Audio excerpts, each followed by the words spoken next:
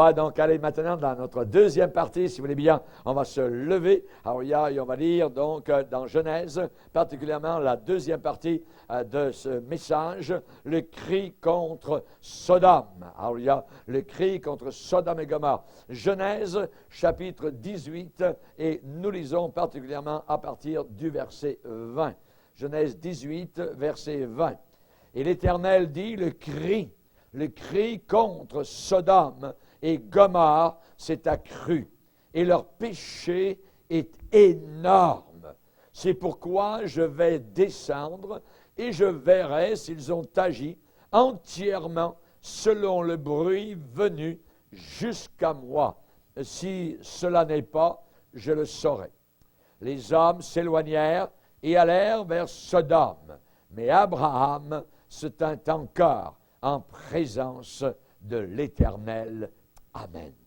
Père, nous te bénissons et nous désirons prendre, Seigneur, la position et l'attitude de ton serviteur Abraham, de rester en ta présence, de demeurer encore devant toi. Tu es le Dieu de notre salut. Tu es le Dieu devant lequel un jour, Seigneur, nous élèverons, Seigneur, nos louanges, Seigneur, qui fuseront de ces millions de frères et sœurs qui, comme un feu d'artifice, élèveront ce grand Alléluia dans l'assemblée des justes, réunis devant le trône de la gloire. Nous te demandons, Seigneur, de bénir la réflexion de nos cœurs. Nous te prions de toucher nos âmes. Tu connais les cordes sensibles, Seigneur. Viens les toucher, Seigneur, par ta grâce, afin que nous répondions de la bonne façon et de la bonne manière. L'enjeu est si terrible, l'enfer est si horrible, Seigneur. Nous désirons nous soumettre à toi. Nous voulons te servir, non pas en mots seulement,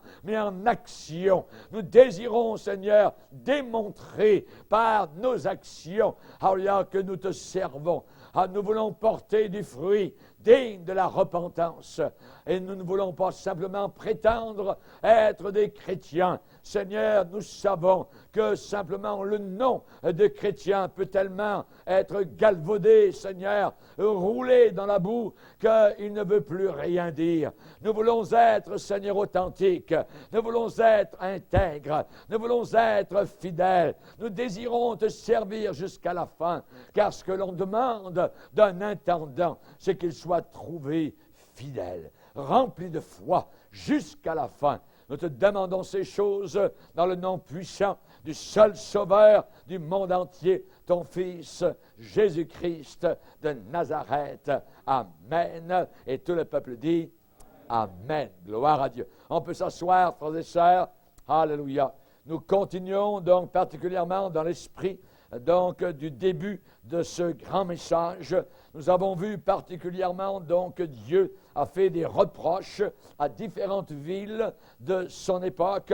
Malheur. Et quand Jésus dit malheur, c'est terrible. Malheur à toi, Chorazine. Malheur à toi, Bethsaïda. C'était des villes au travers desquelles le Seigneur était passé et avait fait de très grands miracles. Et le Seigneur va dire, malheur à toi, Chorazine, malheur à toi, Bethsaïda, car si les miracles qui ont été faits au milieu de vous avaient été faits dans Tyr et dans Sidon, il y a longtemps qu'elles se seraient repenties. Et toi, Capernaum, là où Jésus a fait de si grands miracles, et toi, Capernaum, si les miracles qui ont été faits au milieu de toi avaient été faits dans Sodome, des miracles de Jésus dans Sodome, eh bien, Jésus dit, cette ville subsisterait encore aujourd'hui. Vous pouvez aller dans la région, là-bas, vers la mer Morte, et vous ne trouverez absolument aucune ruine des deux villes. Le travail a été fait de façon divine. Le travail a été radical. Le Seigneur a extirpé ce cancer littéralement de la planète Terre. Et nous voyons aujourd'hui que, je dirais particulièrement, que nous aussi, comme chrétiens, eh bien, on nous demandera beaucoup parce que nous avons beaucoup reçu. Il nous a été beaucoup donné. Nous avons la parole de Dieu, nous avons le message de l'Évangile, nous avons les injonctions du Saint-Esprit, nous avons les avertissements. Et Dieu va demander beaucoup. de notre pays, hein, où évidemment il y a eu beaucoup de choses qui lui ont été données. L'Évangile y est prêché partout. On peut se procurer des Bibles dans n'importe quelle librairie. Et évidemment, le plan de notre vie sur terre est dans la Bible bien démontré. Mais voilà ce que l'on trouve partout, dans nos rues, dans nos villes, dans nos villages, le péché. On trouve partout l'iniquité, on trouve partout le blasphème, on trouve partout l'impudicité, qui jaillissent de partout comme du fond d'une fosse septique, d'une fosse à purin. La puanteur vient directement des profondeurs de l'enfer. J'ai bien peur qu'il y ait actuellement, pour ceux qui boivent suffisamment, une main est en train d'écrire sur la muraille de notre monde, peser, compter, diviser. Et qu'au mot peser, il soit ajouté, tu as été pesé dans des balances et tu as été trouvé léger. Actuellement, nous avons des signes dans notre génération qui nous indiquent que nous allons vers une collision directe, frontale, avec la divinité en colère. Il y a des signes. Le premier, c'est qu'il n'y a quasiment plus aucune direction dans notre pays. Et à cause, nous voyons, du péché d'Israël, dans Ésaïe, il est dit que Dieu allait ôter les grands hommes. Dieu allait ôter les hommes de valeur, les héros, les hommes de guerre, les juges authentiques, les hommes de Dieu, prophètes, les sages, ceux qui étaient prudents. Évidemment, Dieu, comme jugement, allait enlever donc ces hommes de la sellette nationale et internationale. Ensuite, évidemment, nous savons que cela amène à l'anarchie, puisqu'il n'y a pas de direction. Cela amène à la rébellion. Et nous avons vu dans la première partie, si vous n'avez pas écouté la première partie, il faut absolument que vous écoutiez la première partie de ce message, qui est, je dirais, vraiment cardinal, de façon capitale. Vous devez absolument donc l'entendre. Et actuellement, nous arrivons au mépris total de la vieillesse. Mépris total pour les vieillards, où la Bible dit dans Ésaïe 3, le jeune homme attaquera le vieillard et l'homme de rien, celui qui est honoré. Actuellement, ce que nous avons autour de nous comme autre signe, ce sont des péchés qui sont commis sous nos regards sans absolument aucune honte. Sans aucune honte, sans rougir. Et la Bible dit dans Ésaïe 3, le passage que nous sommes en train aussi de regarder au verset 9, « Et comme Sodome, ils publient leurs crimes sans dissimuler. » Sans aucune dissimulation, sans rien cacher. Voyez, ils le disent. À Sodome, c'était cela. Et aujourd'hui, autour de nous, on présente des reines de pornographie comme des célébrités. Nous allons aller, par exemple, au Québec cet été, dans les plaines d'Abraham, la belle ville de Québec. Eh bien, la population va aller adorer les démons avec Madonna. Une femme de rien, une femme pornographique. Aux États-Unis, en Allemagne, en Suède, en Italie, en France, ces pays sont comme des chefs de file. Voyez, la publication de revues pornographiques, de vidéos pornographiques, engendre des millions de dollars, sans dire des milliards. Et on voit que le Seigneur déclare vis-à-vis de cela à la fin des temps, en disant à ces gens qui s'enrichissent avec la pourriture, vos richesses sont pourries. Vos richesses sont pourries. Nous remplissons notre pays actuellement de saleté. De saleté. Autrefois, cela a été comme caché. Aujourd'hui, la Bible dit sans dissimuler, sans aucune dissimulation.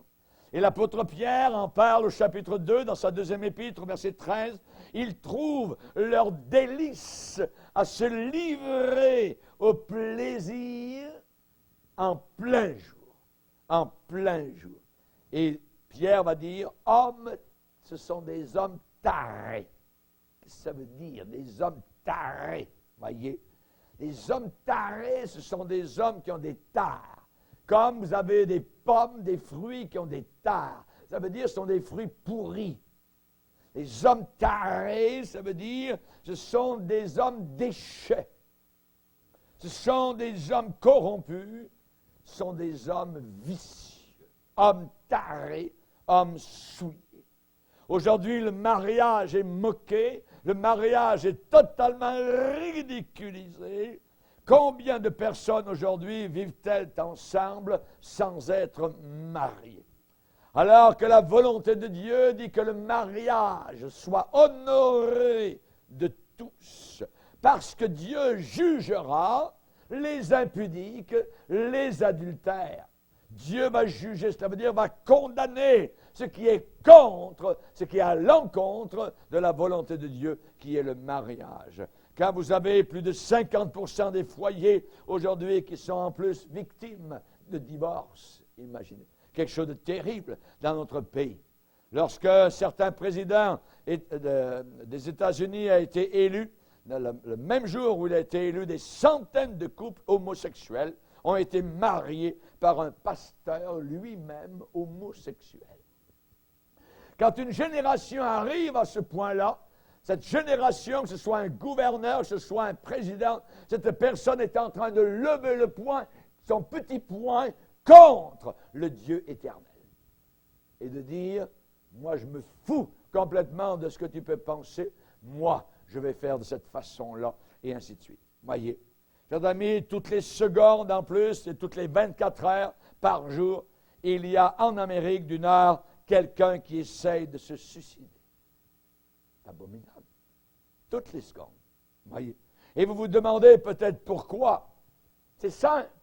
C'est Satan qui est en train de les conduire comme des animaux même vers la boucherie, vers l'enfer, en riant, littéralement. Il y avait un tueur qui, alors qu'il était en train de donner des rafles de balles et de tuer d'autres personnes, il était en train de rire. En train de rire, se moquer. Quand vous avez cela dans une société et que cela n'est pas repris, et que cela n'est pas condamné sévèrement, alors cette génération s'en va totalement à l'anarchie et à la ruine. Quand vous allumez votre poste de télévision qui a une couleur adéquate, noire généralement, eh bien, il y a une saleté qui en sort.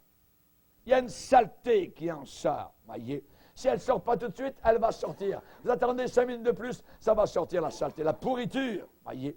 Dans le psaume 101, c'est David qui dit « Je ne mettrai rien de mauvais dans ma maison sous mes regards. » Je ne mettrai rien de mauvais dans ma maison sous mes regards. Psaume 101. Psaume 101. Chers amis, nous avons aujourd'hui des programmes de danse qui ne cachent rien. Qui ne cachent absolument rien du tout. Et les danseurs ou danseuses sont présentés comme des modèles pour les jeunes. Des modèles. Les arts chorégraphiques sont de la pourriture, de la saleté. C'est pour une danse chorégraphique que l'homme de Dieu a eu la tête coupée, Jean-Baptiste. Pour une danse, Salomé a tellement bien fait son art chorégraphique que la tête de Jean-Baptiste a sauté. Voilà ce qui est transmis dans nos foyers à toute heure du jour ou de la nuit. Et la parole de Dieu a une phrase assez particulière qui est lue très rarement, même par les chrétiens. Mais Dieu a toujours cette pensée en tête, et je vous la lis, que personne, après avoir entendu les paroles, cette alliance contractée avec serment, ne se glorifie dans son cœur et ne dise « J'aurai la paix ». Quand bien même je suivrai les penchants de mon cœur. J'aurai la paix, même si je suis les penchants de mon cœur. Ne suivez pas les penchants de votre cœur. Là, dans le monde, il y a un message, écoute ton cœur. Non, la Bible dit le contraire, désobéis. Désobéis. S'il y a un endroit où il y a besoin de désobéir, c'est là, particulièrement. Attention. Ce qui dit, j'aurai la paix, quand bien même je suivrai les penchants de mon cœur. La personne n'aura jamais la paix en suivant les penchants de son cœur. Nous avons la paix quand nous suivons la volonté de Dieu, la pensée de Dieu, quand nous soumettons, quand nous plions, quand nous sommes dociles à la pensée du Seigneur. Chers amis, aujourd'hui, il y a des fous, littéralement aux cheveux longs, qui sont enragés par la drogue et qui sont admirés comme des héros nationaux. Et ces gens-là poussent des millions de jeunes vers la drogue. Jésus l'a bien dit à la fin des temps, dans les signes qu'il parle avant son retour. L'iniquité se sera accrue. L'iniquité aura progressé comme Sodome. Alors, raison pour laquelle la charité du plus grand nombre se refroidira. Vous savez, le péché sans aucune honte est quelque chose de terrible. Mais le problème, c'est que les choses vont empirer. Les choses vont continuer à aller de l'avant, non pas en régressant, mais au contraire en progressant. Il a été dit le cri contre Sodome et Gomorrhe. Le cri contre Sodome et Gomorrhe. Ce qui veut dire que leur péché criait jusqu'au ciel. J'ai bien peur que le péché du monde occidental est en train de crier jusqu'au ciel. Combien de temps nous reste-t-il avant un jugement terrible de Dieu, avant une guerre atomique, avant des millions de personnes qui disparaîtront de la terre en quelques secondes, en basculant vers l'éternité, vers l'enfer terrible? Haïti, en quelques secondes, avec un tremblement de terre, 300 000 personnes sont passées dans l'éternité. N'était pas averti. Nous avons besoin de réfléchir. Nous avons changé le nom de certaines activités. Nous sommes tellement, je dirais, érudits dans la sémantique et l'étude des mots. Nous avons réussi à changer littéralement comme société les activités. Mais le problème est entier. Le problème reste le même. On ne parle plus aujourd'hui d'une prostituée. Non. Nous avons changé. Nous parlons d'une fille simplement qui aime s'amuser. Plus que cela, qui gagne sa vie, d'une travailleuse du sexe.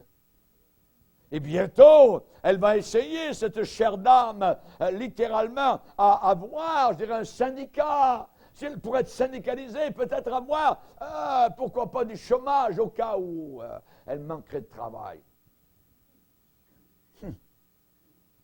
On parle évidemment des danseuses nues, les tentes du diable. Quand vous passez devant ces lieux-là, rappelez-vous que ce sont des temples de Satan. La porte, regardez-la bien, de ces lieux-là, c'est la Bible dit, c'est la porte de l'enfer. C'est la porte de l'enfer.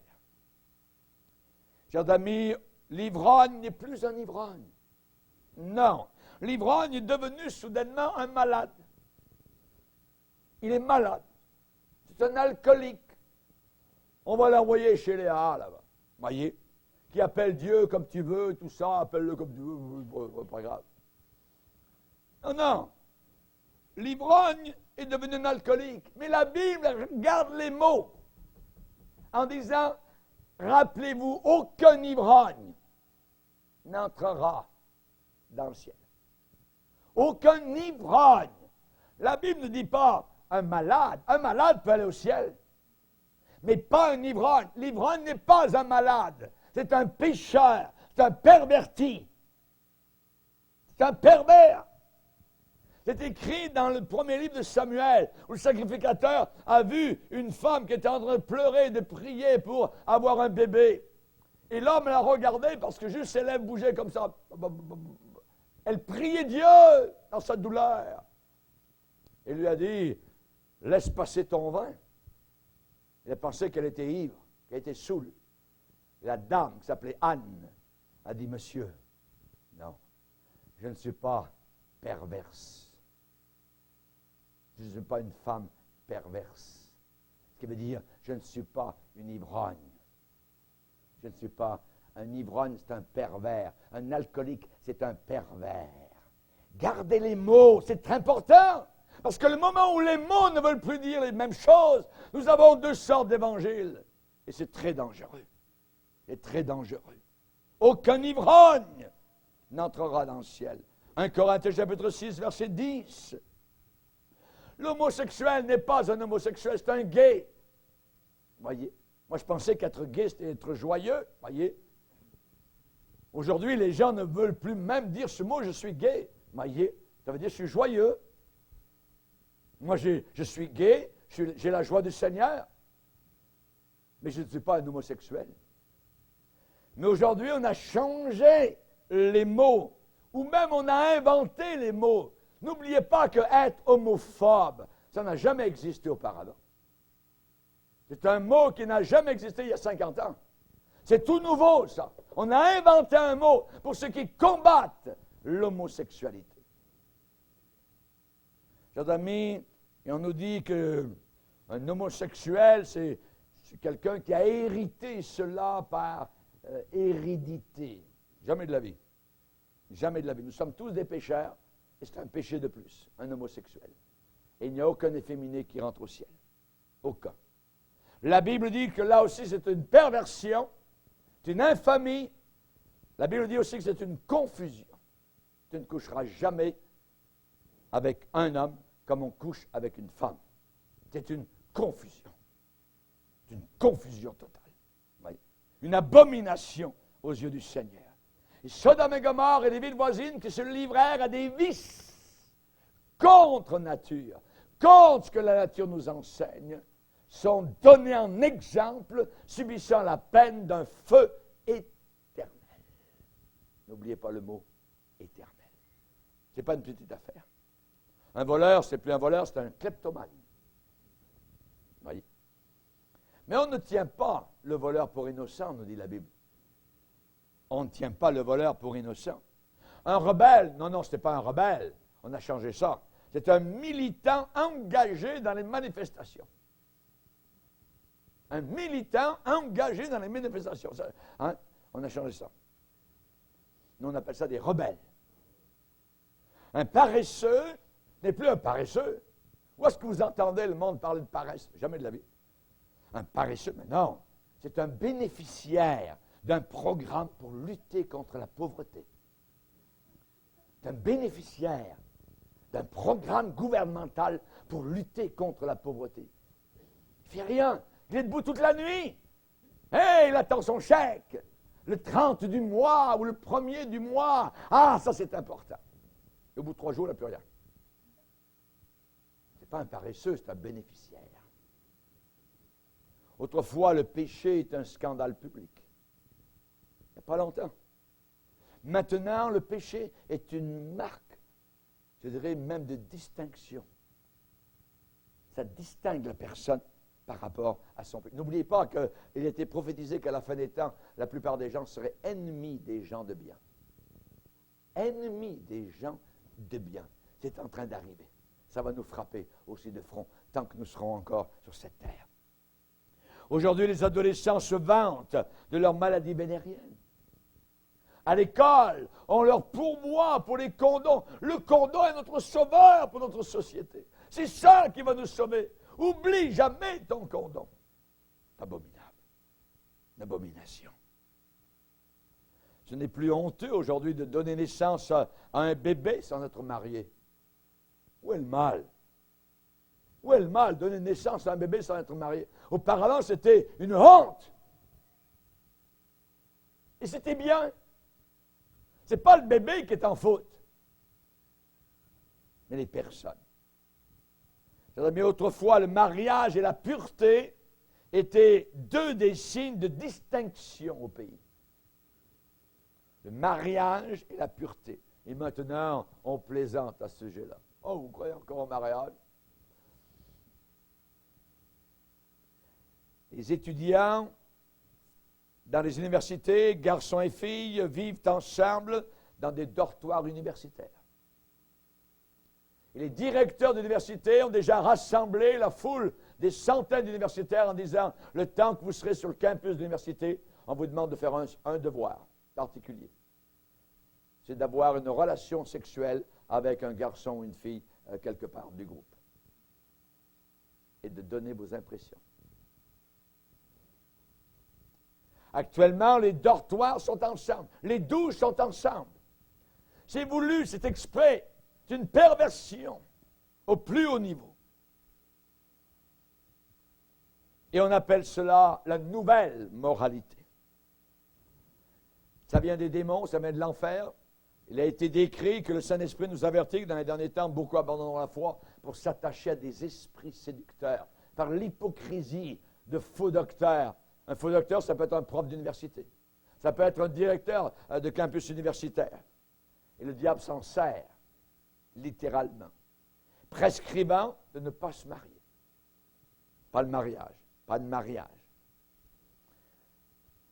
Actuellement, dans les forces armées, il y a des drogues de toutes sortes qui sont acceptées. Les homosexuels aussi, acceptés. Mais attention, au jour où nous devrons nous défendre contre une attaque étrangère, un envahisseur, qui va attaquer? Qui va riposter? Chers amis, nous avons des jeunes délinquants tout autour de nous. Nous avons des bâtisses, centres de jeunesse, tous des délinquants à l'intérieur, des semi-prisons. Ésaïe chapitre 3, verset 12, « Mon peuple a pour oppresseur des enfants. » Des enfants. L'histoire se répète sous nos yeux. Quand on méprise Dieu et toutes ses lois, la civilisation est détruite. Et les mêmes circonstances, les mêmes attitudes, les mêmes valeurs morales qui ont détruit Israël il y a longtemps, qui ont détruit l'Empire grec, qui ont détruit l'Empire romain, sont les mêmes choses. Et à chaque fois, c'est la destruction. Et nous avons exactement dans notre génération les mêmes éléments qu'avaient les Romains, les Grecs et Israël à une époque où Dieu a dû les juger littéralement. Dans beaucoup de foyers, ce sont les enfants qui règnent. Les enfants. Ce sont les enfants qui décident ce que l'on va faire. Et les parents acceptent humblement les termes offerts par leurs enfants. Est-ce que dans la Bible, il dit « Parents, obéissez à vos enfants » ? Il me semble que c'est le contraire. Il me semble que c'est le contraire. À cause de Dr. Spock, voyez, ceux qui connaissent, et d'autres psychologues du même genre, nous avons élevé une génération de rebelles. De rebelles, littéralement. Les vérités de la Bible ont été regardées comme étant démodées. On a mis tout cela de côté, on a mis ça au rencard. Et Dieu de dire, vous saurez ce que c'est que d'être privé de ma présence. De ma présence. D'après la nouvelle vague de psychologues, eh bien, on n'a plus besoin de la Bible, c'est terminé. Et comme dans Jérémie, il est dit, la parole de Dieu est une opprobre, et ils n'ont aucun plaisir dans la parole du Seigneur. Ils n'y trouvent absolument aucun plaisir. Après des années à écouter leurs mauvais conseils, quels résultats avons-nous, voyons-nous autour de nous? Nous avons élevé une génération d'enfants, souvent dérangés mentalement, car nous avons manqué à notre devoir et nous ne les avons pas suffisamment disciplinés. Disciplinés. La discipline, avec beaucoup d'amour, eh bien, quand on fait cela, il y a beaucoup de problèmes à cause d'enfants rebelles qui sont résolus.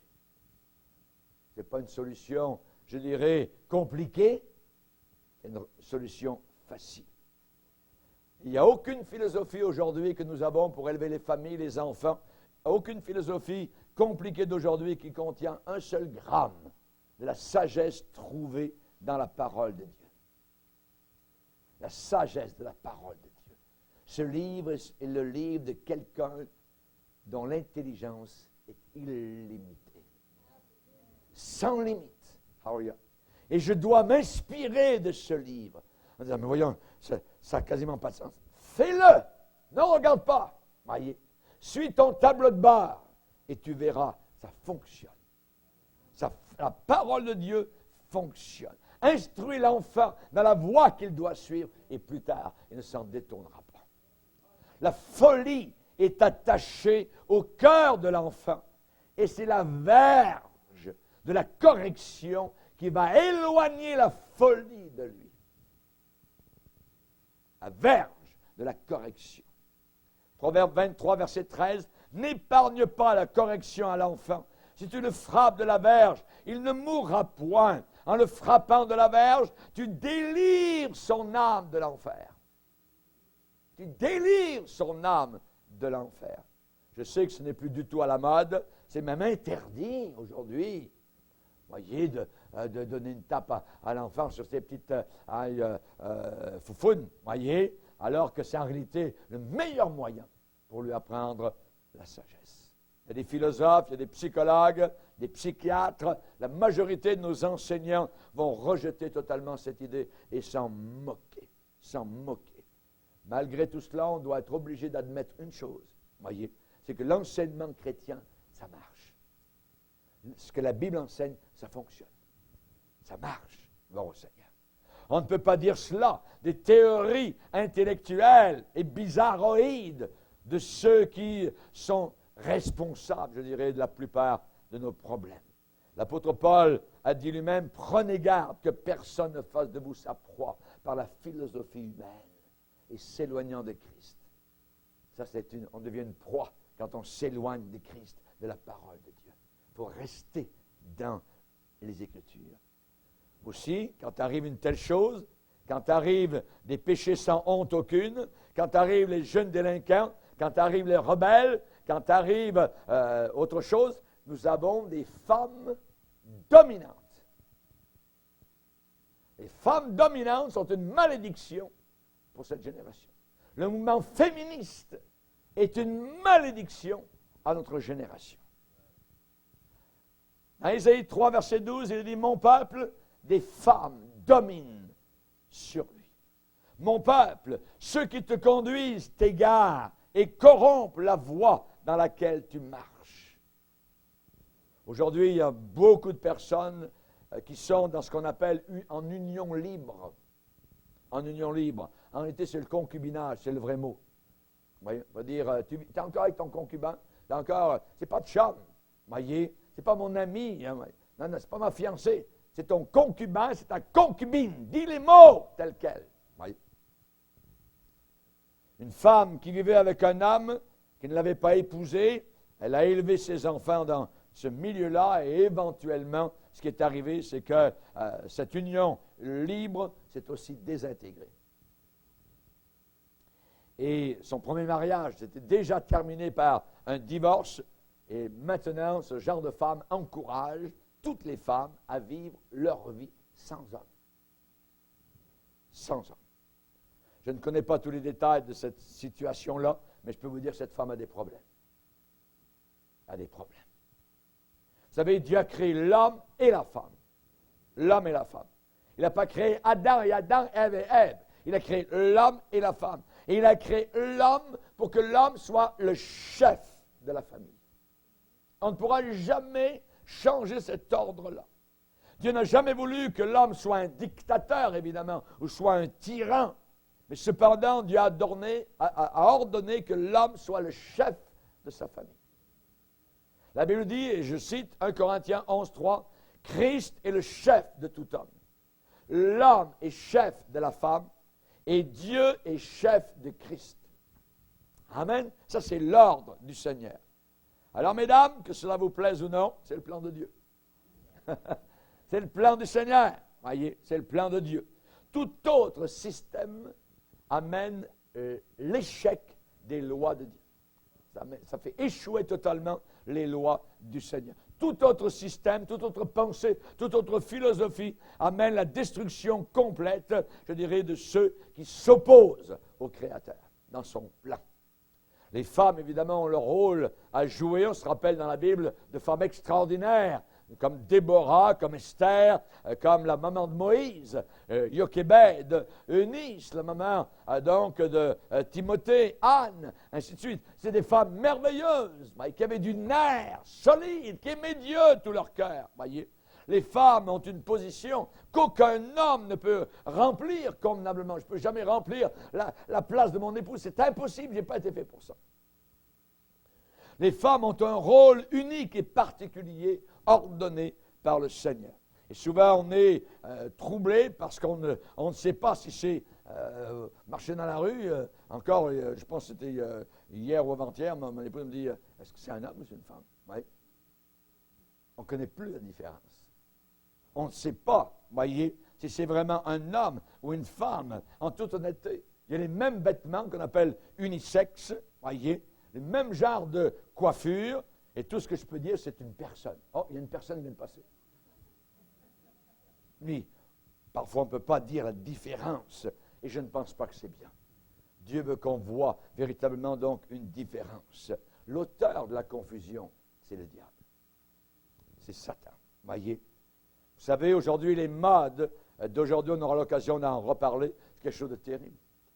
Et quand les modes du monde arrivent dans l'Église, avec des vêtements ouverts, nous ne pourrons pas accepter ça.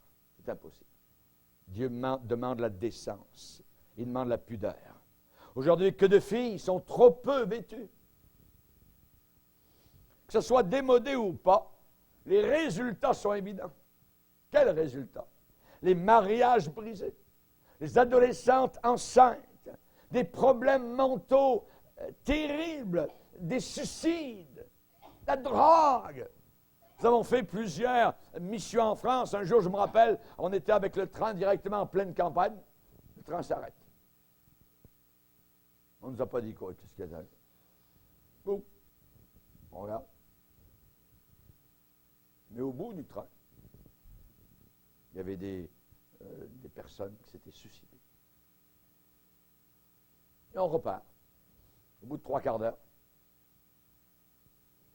Ça semble que c'est normal, que c'est ça. Que de problèmes! Que de problèmes! Tout cela parce qu'on a désobéi aux lois de Dieu. Je ne veux pas prêcher le légalisme, pas du tout, je ne suis pas du tout dans ce domaine-là, mais je parle de la décence, je parle de l'ordre que Dieu a proposé dans sa parole. La Bible parle d'être vêtu, particulièrement les femmes, voyez, et les hommes aussi, mais particulièrement les dames, d'être vêtus de manière décente, avec pudeur et modestie. Et modestie. Et finalement, on arrive à quoi comme société? On arrive à 2 Timothée chapitre 3. C'était le sujet d'une de nos conférences, l'apostasie totale. Sache que dans les derniers jours, il y aura des temps difficiles. Ce mot difficile, c'est le même mot que l'on retrouve dans l'évangile de Matthieu, où un jour il y avait un démoniaque qui était tellement furieux que personne n'osait passer par là. Ce mot furieux, c'est le même mot que difficile. Ce qui veut dire que l'apôtre Paul a voulu dire, sache Timothée que dans les derniers jours, il y aura des temps non seulement difficiles, mais furieux. La furie totale. Et nous allons voir, tant que Jésus n'est pas venu nous chercher, eh bien on va voir des choses terribles. La furie totale. D'où vient-elle cette furie? De Satan. Parce que Satan sait vraiment que son temps est court. Il est descendu animé d'une grande colère, d'une grande furie. D'une grande furie. Temps difficile. La scène est prête pour l'Antéchrist. La scène est prête pour le gouvernement mondial.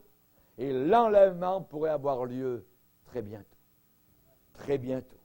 Enfant de Dieu, toi qui m'écoutes, Église du Seigneur, fais tout en ton pouvoir pour défendre, pour être sur l'offensive, voyez, pour défendre les normes de Dieu, pour défendre sa parole, ce que Dieu demande aujourd'hui ici-bas sur cette terre.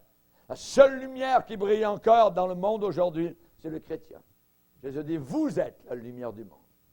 Vous êtes la lumière du monde. Brillez portant comme un flambeau la parole de vie au milieu d'une génération perverse et corrompue, au milieu de laquelle vous allez briller comme un flambeau que vous portez.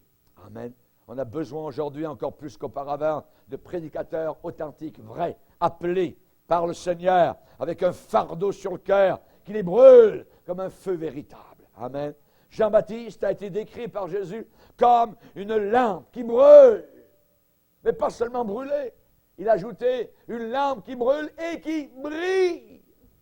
Et qui brille, brillons, pour le Seigneur, dans le temps qu'il nous reste.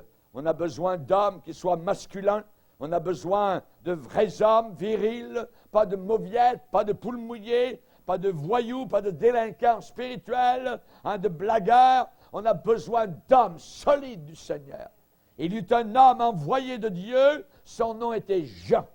Amen. Envoyé de Dieu. C'est ce dont nous avons besoin dans notre époque. Des vrais chefs, des leaders authentiques, des hommes qui ne seront pas influencés par l'argent, qui seront ennemis de la cupidité, qui ne seront pas corrompus, qui croient à l'intégrité et qui démontreront non seulement par leurs paroles, mais aussi par leurs actes ce qu'ils croient véritablement. Vous savez, quand Moïse avait besoin d'aide autour de lui, de leaders, eh bien, il a demandé des hommes capables. C'est important. Capables, avec une capacité. Il a demandé des hommes qui craignaient Dieu. Il a demandé des hommes intègres. Et il a demandé autour de lui des hommes ennemis de la cupidité. Ennemis de l'amour, de l'argent. Chers amis, malheureusement, il n'y a pas beaucoup d'hommes de ce calibre aujourd'hui. Et s'il n'y a pas de réveil du Saint-Esprit dans notre pays, le pays va tomber comme un fruit pourri tombe de l'arbre. Notre péché est pire que celui de Sodome et de Gomorrhe. Parce qu'à Sodome et Gomorrhe, il n'y avait pas de Bible.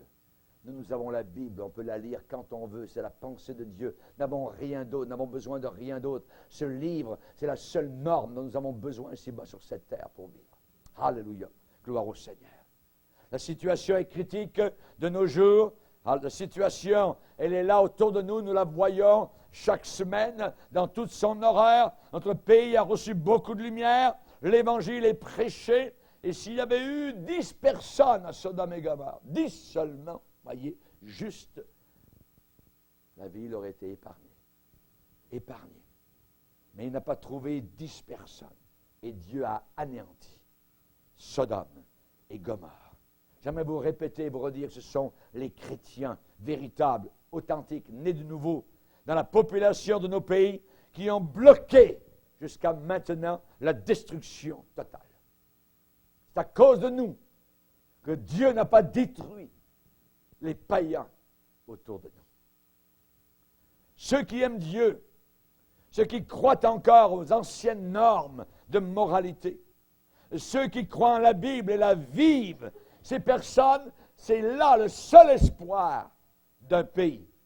Parce que Jésus peut se manifester au travers de ces personnes-là. Alléluia. Alléluia. Demandez quels sont les anciens sentiers. Demandez quels sont les anciens sentiers. Notez le mot ancien. Les vieux sentiers. Les sentiers anciens. Et marchez-y. Marchez-y. Et vous trouverez du repos pour vos âmes. Dans l'Église de Dieu, nous n'avons que faire de nouveautés. N'en voulons pas. Nous voulons rester fidèles au vieil évangile de l'apôtre Paul. Alléluia. Merci Seigneur. Chers amis, on a besoin d'un réveil de sainteté. La Bible dit dans Proverbe 14, 34, la justice élève une nation, mais le péché fait la honte des peuples. Heureuse la nation dont l'Éternel est le Dieu. Et si on prend le contraire de ce verset du psaume 144 et le verset 15, ça veut dire malheureuse la nation dont l'Éternel n'est pas le Dieu. Malheureuse la nation dont l'Éternel n'est pas le Dieu. Vous savez, je prêche davantage contre le péché que je ne l'ai jamais fait dans toute ma vie. Je dis les choses telles qu'elles sont, j'appelle les choses par leur nom, et je reçois des emails, des courriels, ainsi de suite, et les gens, la plupart disent, frère Bourgier, continuez s'il vous plaît. Lâchez pas. Amen. Merci pour ces encouragements. Gloire à Dieu. Et l'apôtre Paul a dit à Timothée, en exposant ces choses aux frères, tu seras un bon ministre de Jésus-Christ, nourri des paroles de la foi et de la bonne doctrine que tu as exactement suivi. Suivre exactement la bonne doctrine et la foi biblique. Le seul espoir de notre pays est en Dieu. Il n'y a aucun autre espoir. Voyez, notre argent ne peut pas nous sauver. Nos armes ne peuvent pas nous sauver. Nos sous-marins atomiques ne peuvent pas nous sauver. Nos politiciens, nos intellectuels, nos chanteurs, nos chorégraphes, tout ce que vous voulez, ne peuvent pas nous sauver. Il n'y a que Dieu, voyez, qui peut véritablement nous sauver. Il y a donc tout le péché, je dirais, qui pullule avec tout le blasphème qu'il y a contre Dieu, les moqueries, je ne peux pas m'empêcher de dire, comme quelqu'un l'a déjà dit, si Dieu ne juge pas notre pays, il devra s'excuser devant Sodome et Gomorrhe.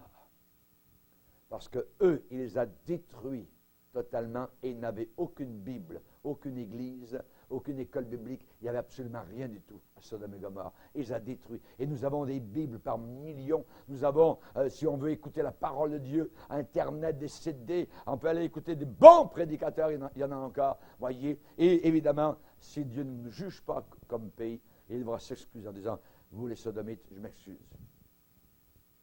Ce qui veut dire que nous sommes proches de quelque chose de terrible. Nous sommes très proches de quelque chose de terrible. Il y a une génération qui se croit pure et qui n'a pas été lavée de sa souillure. La vie éternelle, c'est qu'ils te connaissent, toi, le seul vrai Dieu.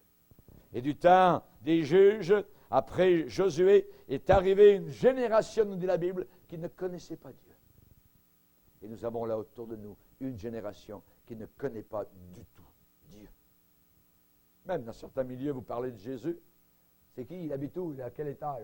Au 30e étage, là-haut? C'est qui? C'est rien. Ils ne connaissaient rien de Dieu. Rendez-vous compte?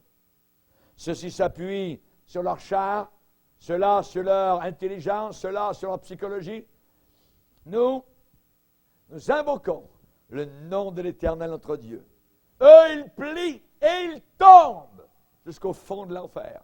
Et nous nous tenons fermes, restons debout, et on va être transportés, aéroportés, là-haut dans la gloire, avec le Seigneur, dans la ville céleste, la nouvelle Jérusalem, qui va descendre auprès de Dieu, comme une épouse préparée pour son époux. Alléluia. Gloire au Seigneur. Que Dieu soit béni.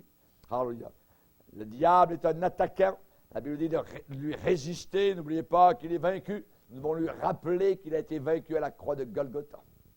Cette victoire est totale et nous devons lui rappeler qu'il est vaincu et doit s'enfuir. La Bible nous parle de personnes qui sont mal affermies. Nous ne voulons pas faire partie de cela. Nous voulons être bien affermis dans le Seigneur. Amen. Veillez, demeurez fermes dans la foi. Soyez des hommes. Fortifiez-vous dans le Seigneur. Baissons nos têtes et prions le Seigneur. Seigneur, nous voulons te bénir et nous voulons te glorifier, Seigneur.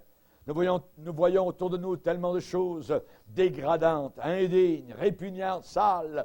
Seigneur, s'il te plaît, nous voulons rester purs. Nous voulons être revêtus de la robe de justice, recouverts du bouclier de la foi, animés du Saint-Esprit, chaussés des chaussures que donne le zèle de l'Évangile de gloire. Autour de nous, nous ne voyons qu'infamie, bassesse, indignité, déshonneur, honte, ignominie, turpitude. Oh mon Sauveur, aide-nous à être de bons combattants jusqu'à la fin, car nous voulons te suivre jusqu'au bout. Béni soit ton saint nom et aide-nous à t'aimer, Seigneur, envers et contre tout, avoir nos regards sur toi. Merci Seigneur, car bientôt, très bientôt, des jugements s'en viennent, venant d'un Dieu en colère. Oh mon Sauveur, c'est une chose terrible, nous dit la parole de Dieu dans le Nouveau Testament, que de tomber entre les mains d'un Dieu en colère.